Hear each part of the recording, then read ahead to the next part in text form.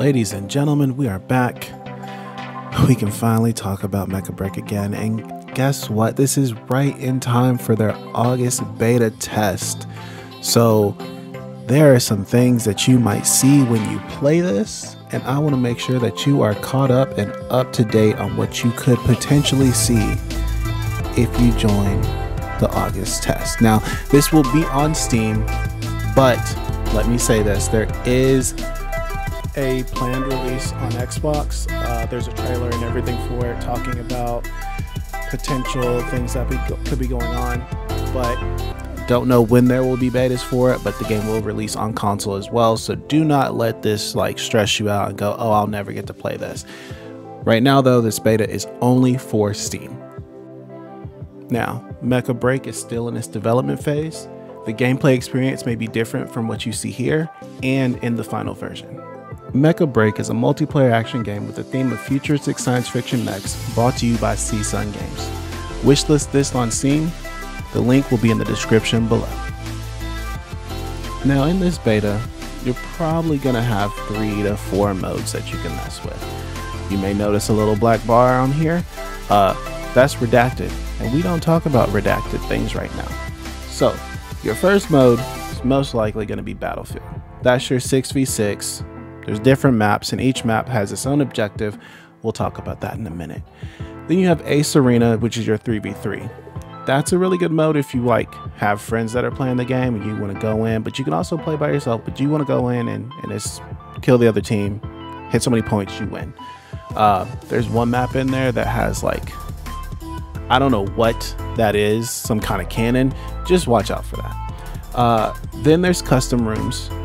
If those are available, that's where you can actually like, hey, let's get 12 people or 3 people together, do your own thing. But you can also do bot matches, which is a really good way to practice.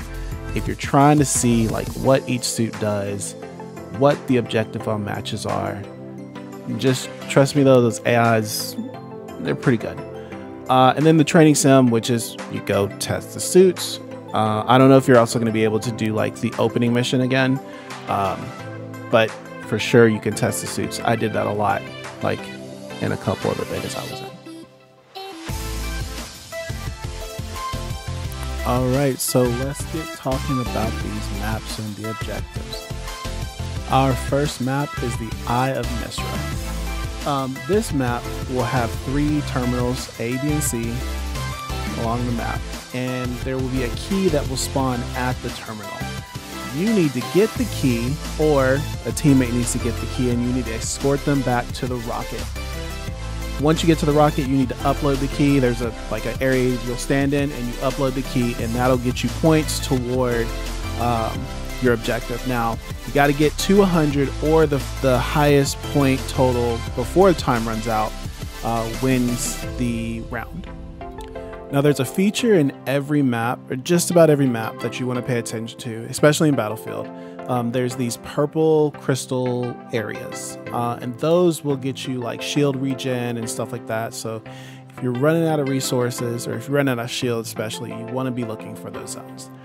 The other thing with this map is that there is, and some other maps have this too, I've only seen it on 3 so far, but there are environmental factors that will come into play. This one was a pulse storm, and it actually like messed with us locking on. It messed with the suit. You see it like going around the suit, like it's actually affecting like how we're able to do stuff, because you see I'm not locking on anything, but he's right in front of me. So those are just some of the things to pay attention to when you're doing maps. Like the longer it takes, more stuff can happen.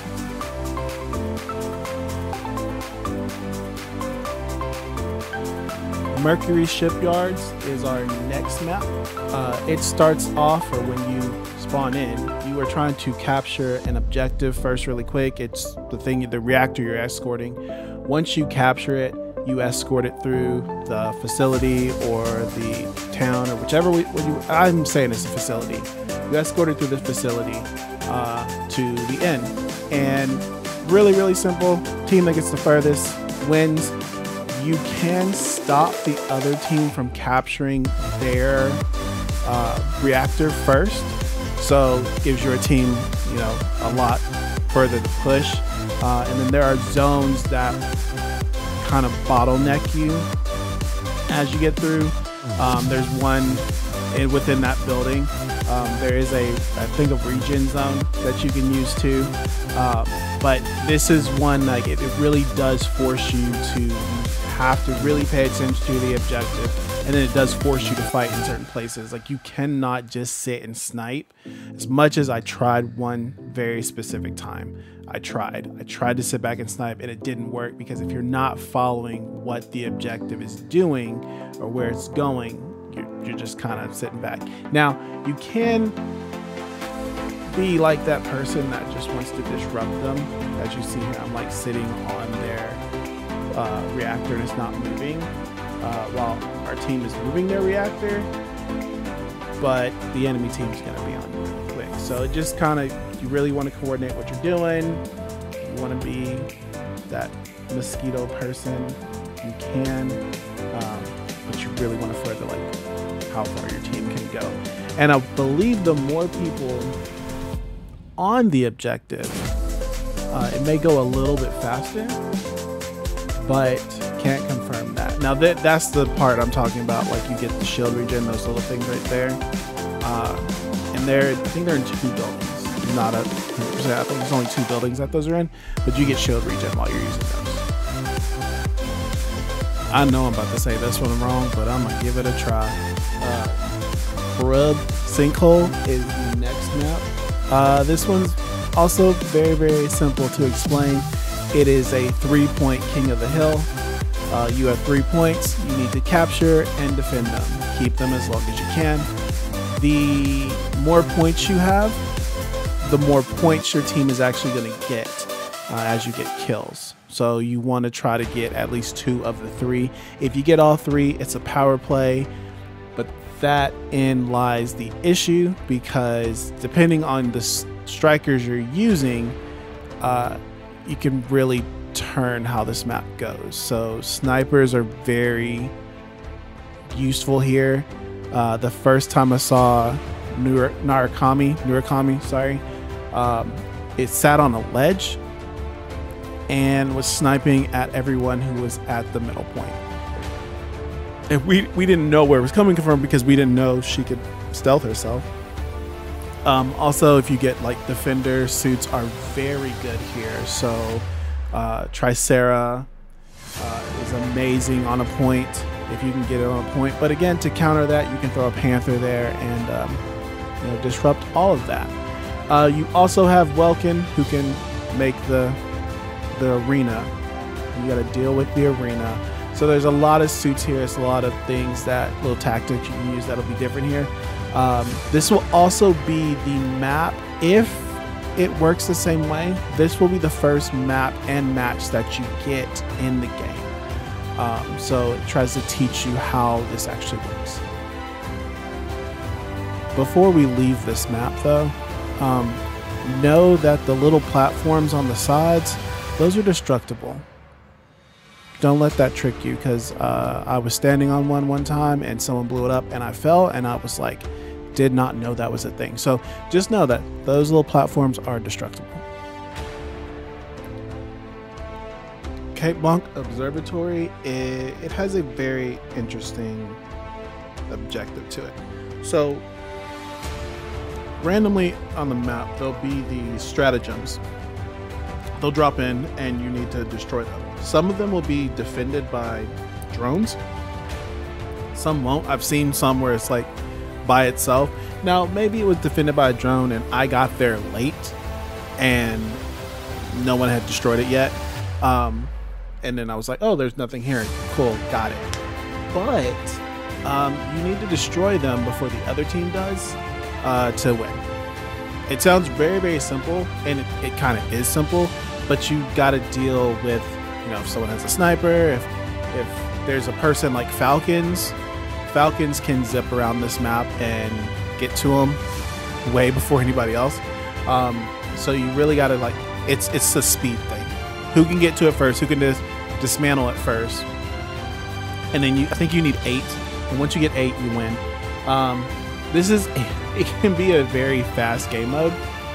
depending on the suit, but it also could be pretty punishing because we ran into a squad once where it was Aquila and I say her name wrong all the time, Narukami.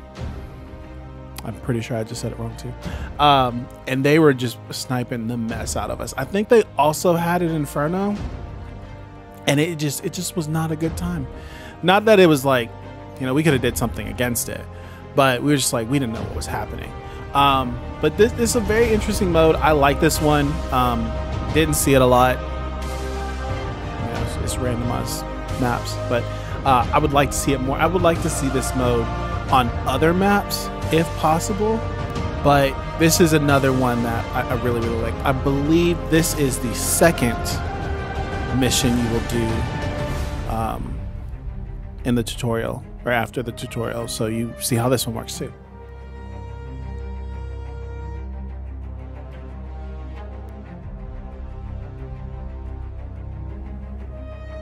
Graceland Sky City is the last map to talk about. It's objective, really easy, 6v6 elimination. That's it. Around the map, there are these little respawn points. You get to it, you can bring a person back, but it's pretty much a deathmatch. I like this mode a lot. I was always looking forward to this mode. If you can play this with people that you know, voiced, you can get real tactical with this.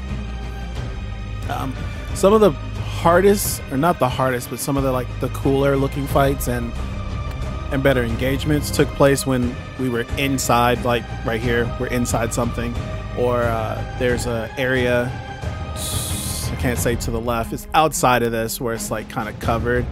And then there on one side is kind of covered and the other side is like just the buildings. When you're in close quarters and you're fighting, that's really, really good. You'll have people, they'll be together, then you'll see a lot of people like dash out and then come back in. People try to recover. You can fall off of this, so do not, because this does happen. Someone falls off and we're like, oh, he was running from us, but they fell and then died. We're like, oh man, we were trying to finish that off. We did have a match where someone was hiding and they were trying to get to one of the respawns to bring teammates back, and we couldn't find them for a little bit. A lot of little different things you can do there. I really like this game mode. I want to see more maps with this game mode. It's really cool. I hope to see it a lot. And that brings us to the end of the map objective discussion video, modes, all that stuff. Do not forget, if you want to try to get in on this, don't forget to go to the website, link in the description. Pre-register for the game before August 3rd. Like stated in the video before this, there will be Twitch drops. I will bring that old Twitch out of retirement, so you can watch and try to get a drop for this. You can also, again, wishlist this on Steam. And then do the play test button there to try to get access as well. A couple different ways to get in. Hopefully we see you on the battlefield, the virtual battlefield, whichever one you want to call it, during this time, so you can enjoy the game and play it too. If you do get to play it, let me know. Let me know how you like it. How does it feel? Anything you don't like, let me know. I can't do nothing, but I mean, we may be able to, you know, spread that around and be like, hey, we want Welkin to keep his grenades on his arms. I don't know. But guys, thanks for watching. Hopefully we'll see you in some more Mecha Break content, Mecha Break videos and things like that. Play the game, try it out, enjoy it, and we will see y'all in the next video.